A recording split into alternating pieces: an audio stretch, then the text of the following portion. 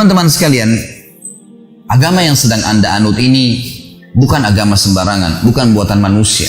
Saya bilang tadi ini agama yang diturunkan oleh Allah dari langit dan ini turun-temurun dilanjutkan oleh para nabi-nabi. Dan subhanallah, semenjak umat Islam berpegang pada agama ini, asasnya Al-Quran dan Sunnah, kita menguasai dunia. Saya ingin mengorek 1-2 menit ke depan teman-teman sekalian informasi yang Anda miliki dan saya tambahkan kalau kurang. Banyak umat Islam tidak sadar bahwasanya kita ini pemimpin dunia. Kita ini pemimpin dunia, umat Islam. Siapapun dia, tidak ingat rasisme tidak ada, tradisi nggak ada. Ini poin pertama ini. Jadi dari suku manapun dia, selama dia syahadat sama. Kita membahasakan Muslim berarti semuanya sama. Umat Islam teman-teman sekalian berkuasa di muka bumi ini 1335 tahun. Dan baru 91 tahun saja dari sekarang umat Islam tidak memimpin dunia. Tidak memimpin dunia. Baik, kita rentet historinya. Dari mana Ustaz? Baik, kita hitung. Sekarang teman-teman sekalian di hari ini Anda berada di tahun 1437 Hijriah. Betul gak? 1437 Hijriah. Tadi saya bilang kita berkuasa di muka bumi ini 1335 tahun. Ya, kurang lebih 91-92 tahun saja kita tidak berkuasa. Dari mana rentetan historinya? Coba kita hitung. Tahun Hijriah teman-teman sekalian itu dihitung dari hijrahnya Nabi Muhammad SAW ke Madinah. Benar nggak? Kok nggak ada nyaut nih? Masih hidup nggak? Baik. Teman-teman sekalian, tahun 1 Hijriah, hijrah Nabi SAW.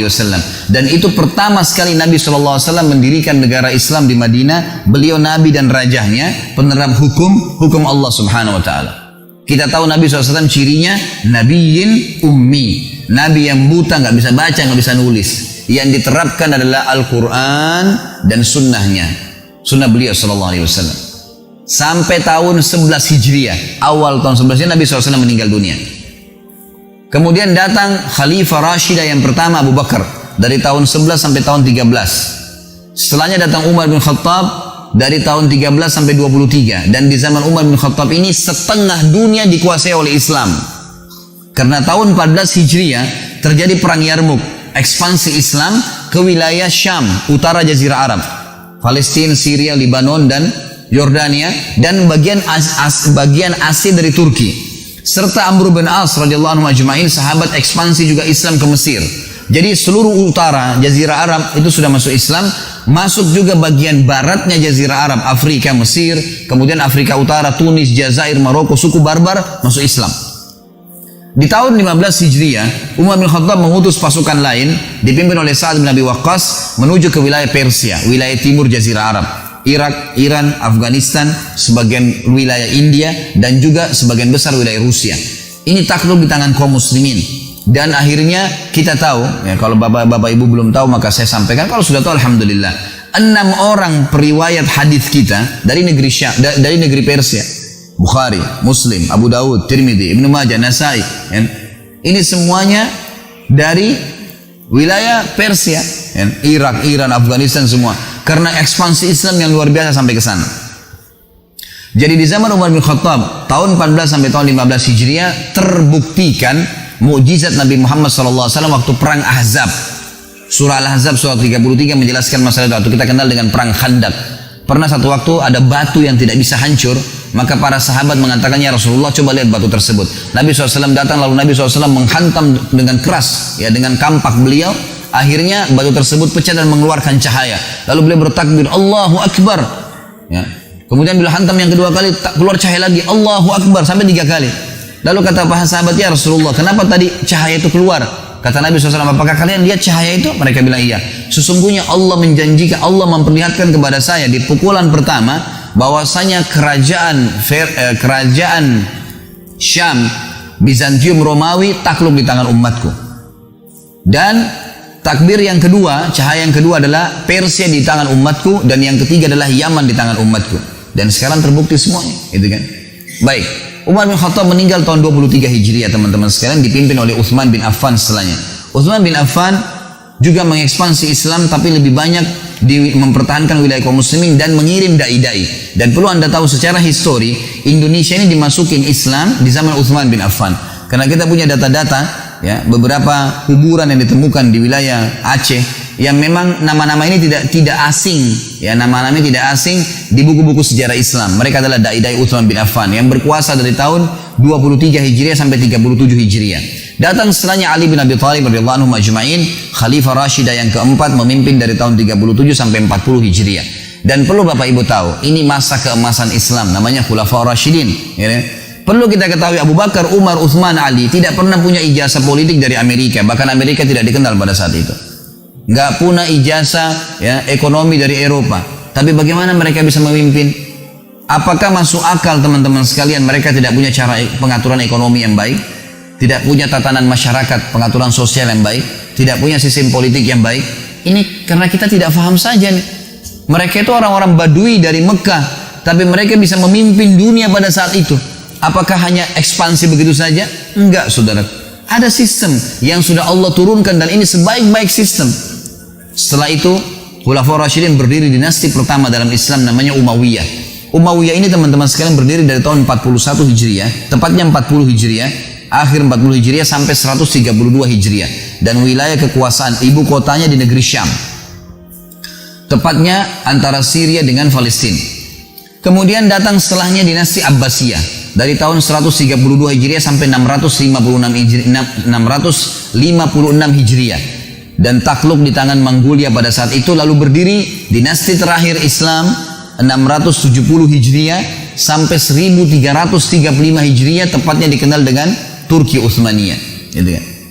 Turki Utsmani ini baru berubah dari khilafah menjadi republika itu di tahun 1924 Masehi, kurang lebih 91-92 tahun yang lalu saja.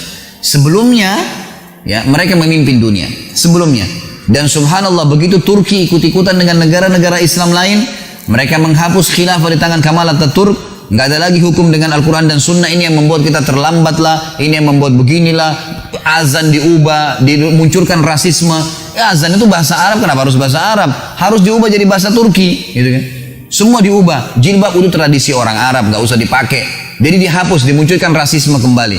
Akhirnya Islam ditinggalkan. Dan sekarang sudah mulai di Indonesia nih, ada Islam Nusantara, gitu kan? Mulai muncul ngawur nih, gitu kan? Akhirnya nanti azan pakai bahasa Indonesia. Nanti setiap wilayah pakai bahasa, orang Jawa pakai bahasa Jawa azannya, orang Bugis pakai bahasa Bugis. Ini sudah kemana-mana nih. Muncul lagi seperti yang dimunculkan oleh mereka. Saya sudah bilang dari awal, jangan ada rasisme, gitu kan? Bahasa Arab digunakan karena Allah turunkan Al-Quran dalam bahasa Arab. Nah, kita pelajari bukan karena orang Arabnya, bukan karena orang Arabnya, ini cuma variasi kehidupan. Nggak ada fanatisme di situ. Teman-teman sekalian, waktu Turki mulai berkiblat dengan Eropa dan diruntuhkan khilafah, nggak boleh lagi pakai Al-Quran dan Sunnah, sampai militer pun tidak boleh sholat berjamaah dan seterusnya, banyak hal yang dilakukan oleh mereka. Maka akhirnya jadilah Turki sama dengan kita Indonesia, kiblatnya kita bukan lagi Al-Quran dan Sunnah tapi Belanda.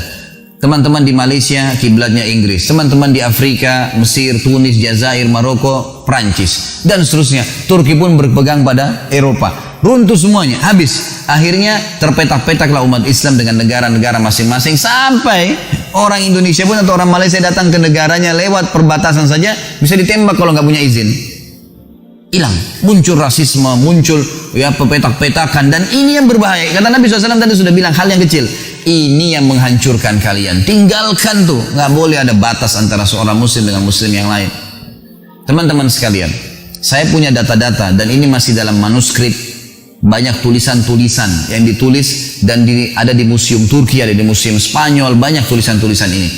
Di antaranya ada teman-teman, ada grup para ustadz-ustadz di WhatsApp, kami saling mengirim, ada data-data tertulis bahwasanya di zaman kerajaan Khilafah Utsmaniyah dulu itu seluruh ya, raja-raja Eropa yang belum masuk Islam, termasuk ada foto, sudah ada foto pada akhir-akhir kerajaan Utsmaniyah, tapi masih hitam putih dan ditaruh dalam sebuah buku. Itu Raja Swedia bukan Islam, Nasrani, Katolik, tapi istrinya ada fotonya itu menggunakan cadar.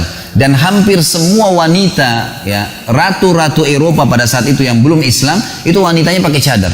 Dan ditulis itu dalam bahasa Arab, terjemahannya kurang lebih dia bilang, Ini dulu pada saat Islam berjaya dan berpegang pada kitab Al-Quran dan sunnah Nabi SAW, maka Allah subhanahu wa ta'ala membuat seluruh wilayah non-muslim pun mengikuti tradisi umat Islam, menjadikan Islam sebagai tradisi mereka.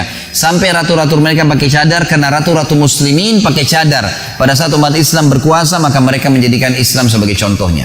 Para pendeta dan pastor teman-teman sekalian tertulis dalam buku-buku manuskrip tulisan tangan yang sudah lama dari zaman dulu nih. Dari abad ke-18, Masehi 1800, 1900, mereka berkata, kami khawatir dengan anak-anak muda kami, ya, karena mereka meninggalkan atau mereka menjadikan Islam sebagai kebiasaan mereka. Sampai seseorang di antara mereka kalau mau melamar seorang wanita, merasa bangga kalau namanya nama Islam atau dia bisa menggunakan bahasa Arab. Betul-betul ada datanya, ada data seperti itu. Dan kalau kapal-kapal kaum muslimin dari kerajaan Utsmaniyah dulu lewat, ya, di wilayah-wilayah perairan Eropa yang belum masuk Islam di sana, mereka tidak berani membunyikan lonceng gerejanya karena khawatir mengganggu kaum muslimin. Sampai pada tingkat itu. Dan kejayaan luar biasa. Ini bukan karangan saya, ini histori, sejarah.